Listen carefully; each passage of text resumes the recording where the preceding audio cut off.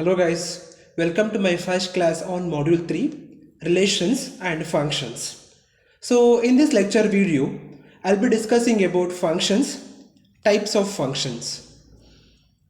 So before defining function, first let me discuss about Cartesian products. Okay, to define this Cartesian product, I'll be taking two finite non-empty sets, that is capital A and capital B, and this capital A and capital B are the subset of the universe. Okay, so I'm choosing for any set A comma B which is a subset of the universe U, then the Cartesian product of A and B is denoted by the symbol A cross B. So which will be equal to the ordered pair A comma B, where this A is chosen from the non-empty set A and B is chosen from the non-empty set B. So example, I'll be taking a universe which contains the entries like 1, 2, 3, 4, 5, 6, 7. And I'll be taking A and B also. So this where this A and B are finite non-empty subsets. So it is given by A is equal to 2, 3, 4 and B is given by 4, 5. So it is clear that this A and B is a subset of the universe U here. So now I can find the Cartesian product. So I'm going to find the Cartesian product A cross B. So I'm going to multiply each element of A with each element of B. So I'll be getting what? 2 with 4, 2 with 5, again 3 with 4, 3 with 5, 4 with 4, 4 with 5. So I'll be getting the ordered pair like 2, 4, 2, 5, 3, 4, 3, 5, 4, 4, 4, 5. So next is B square. So to find B square, I can make the ordered pair like B cross B. So I am multiplying each element of B with B itself.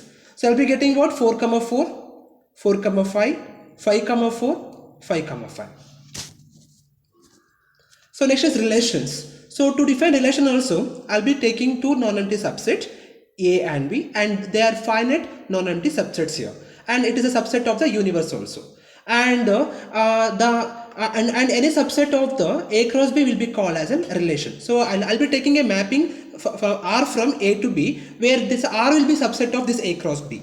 So those kind of subset will be called as a relation from A to B, and any subset of A cross A will be called as a binary relation. Okay, the subset of the Cartesian product A cross B will be called as a relation, and which maps from the set A to set B. And similarly, the subset of the A cross A will be called as a binary relation of A.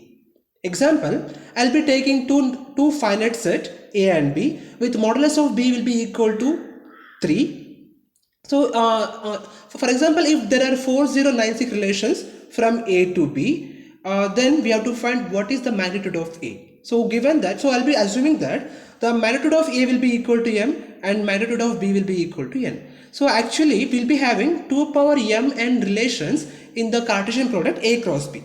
Okay, so now I'm going to equate all those things. So I'll be having now actually 2 power Mn is equal to 4096 relation I'm having, and the given that n is equal to 3, I'm going to replace this n is equal to 3 here in this one. So on simplifying this further, I'll be getting 2 power 12 as this equation. So since bases are same here, 2 I can cancel. So I'll be equating only powers. So I'll be having 3m is equal to 4096.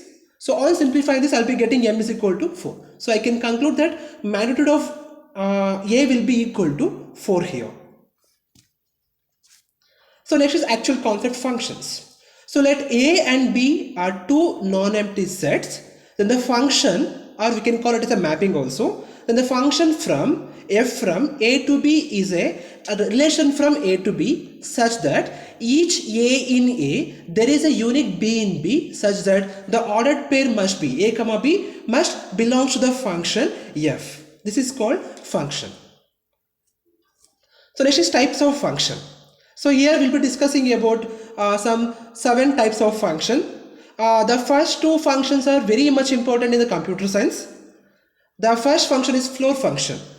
So the function f which maps from R to Z will be called as a floor function. It is defined like f of x is equal to floor of x. So it is denoted like this. And it will be called like the greatest integer less than or equal to x. This is called floor function, or we can call it is a backward function also, because here we can see that example I'll be taking x is equal to 3.8. So I am going to take the round off value will be equal to 3. This is called floor function. And similarly in the minus 3.8 also, so I'll be taking only least value always. So I can take minus 4 as the round off value for floor of minus 3.8. Same thing I did here also. So next is ceiling function. The function g which maps from R to Z is defined as g of x is equal to floor or ceiling of x. So this will be called as a forward function also. So for example, the value of floor of 3 will be equal to 3 here. The value of 3.01 till 3.9 also we can take it as a 4 only. So taking the largest value in the floor function, sorry, in the ceiling function here. Similarly for floor of minus 3.01 or the floor of minus 3.7 will be equal to minus 3 only. So next is identity function. So in this one I am doing a mapping between the same set only. So I'll be taking a function f from a to a such that the value of f of a will be equal to a. So where I am choosing the element a from the non-empty set a here. So that a belongs to a is called identity function, or we'll be calling this one as an identity mapping on a also. In other words, I can define this identity function like a function f on a set a is said to be identity function if the image of every element of a is itself.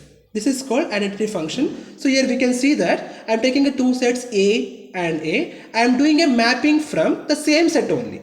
So this will be called as an identity function. So next is constant function. A function f from a to b such that f of a will be equal to c for every a belongs to the non-empty set a. And this c will be called as a fixed element of b is called constant function. So here we can see that I can conclude like this function f from a to b is called a constant function if all the elements of a will be mapped to same element of b. I mean all the entries of a will be having the same image, that is c here. So here we can see that the non-empty set a contains some elements here, but b contains only c element, and all the entries of a is mapped to only single entry of b. So this kind of function will be called as a constant function. So next is we'll be calling as surjective function or onto function. So a function f from a to b is called onto if for every element b of b there is an element a of a such that f of a will be equal to b here. So in other words, I'll be calling this f is a onto function from a to b if every element of b will be having a pre-image of a, will be called as an onto function. So we can see here from this figure the mapping is happening between set A and set B. So each element of A will be having a pre-image in the B here. So this is called as an onto function. So next is injective or one-to-one. A function f from a to b will be called as a one-to-one function if each element of b appears at most once as the image of the element of a. So clearly we can say means if different elements of a have different images in b under the mapping f will be called as an onto function. So this is defined like if f of a1 is equal to f of a2 for all a1 a2 belongs to the set a, then we must have a1 must be equal to a2. This is called onto function. So in the figure we can see that so the different elements of a will be having the different images in b, not same one. So this is called one-to-one function.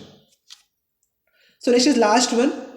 That is bijective function, or we can call this one as one-to-one correspondence also.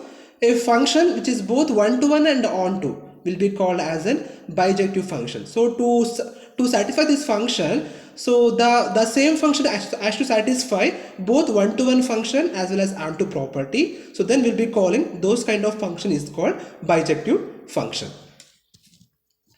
A small note on one-to-one function from a to b, the formulas to find this will be having the formula like p of n comma n is equal to n factorial by n minus m factorial, where this magnitude of a will be equal to m and magnitude of b will be equal to n, and m must be greater than or equal to n here.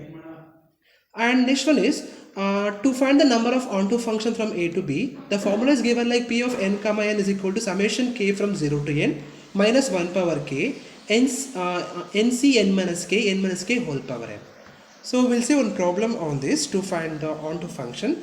The problem is like let A is equal to 1, 2, 3, 4, 5, 6, 7 and B is given by W, X, Y, Z. So find the number of onto function from A to B. So the thing is like we have to identify what is M, what is N here. So from the set here we can see M is equal to 7. From the set B we can see N is equal to 4. So I'm going to incorporate these values in finding the number of onto function formula. So it will be equal to what? P of 7 comma 4 will be equal to summation k from 0 to n minus 1 power k 4c 4 minus k whole power 7. So by replacing the value of n is equal to 4 on expanding this, I'll be having 8400 onto function for the given two non-empty sets A and B. Thank you.